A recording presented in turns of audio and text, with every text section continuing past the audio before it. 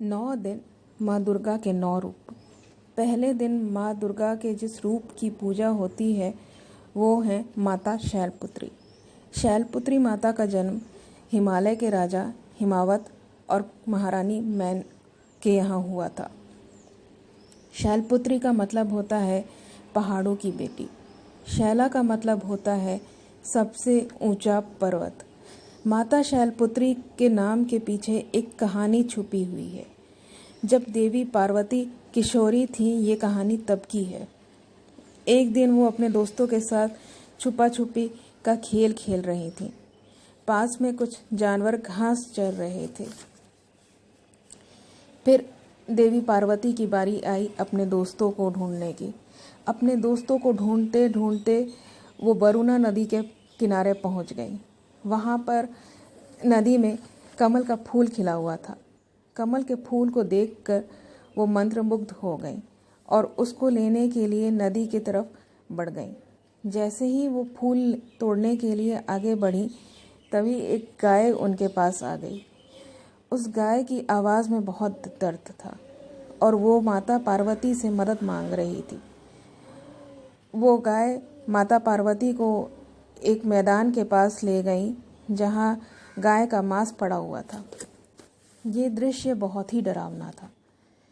माता पार्वती ने अपनी आंखें बंद कर ली और उस गाय के सर पर हाथ रख दिया और उन्होंने एक राक्षसी को देखा जो कि ताड़कासुर की बहन थी। ताड़कासुर ने अपनी बहन को धरती पर देवी आदि शक्ति के नए अवतार देवी पार्वती को मारने के लिए भेजा था। राक्षसी जब धरती पर आई तब उसने गायों को घास चरते हुए देखा और उनको देखकर उसके मुंह में पानी आ गया और एक एक करके गाय को मारकर खाने लग गई।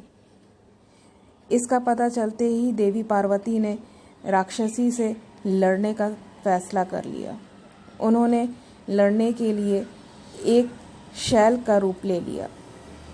शैल का मतलब होता है एक छोटा चट्टान।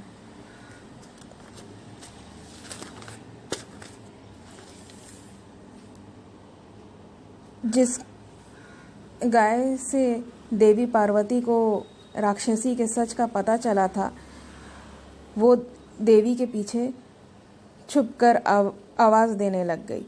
गाय की आवाज़ सुनकर राक्षसी का ध्यान उसकी तरफ गया और वो गाय की तरफ बढ़ने लग गई। राक्षसी गाय को पकड़ने की कोशिश करने लग गई, मगर पहाड़ की वजह से पकड़ नहीं पा रही थी।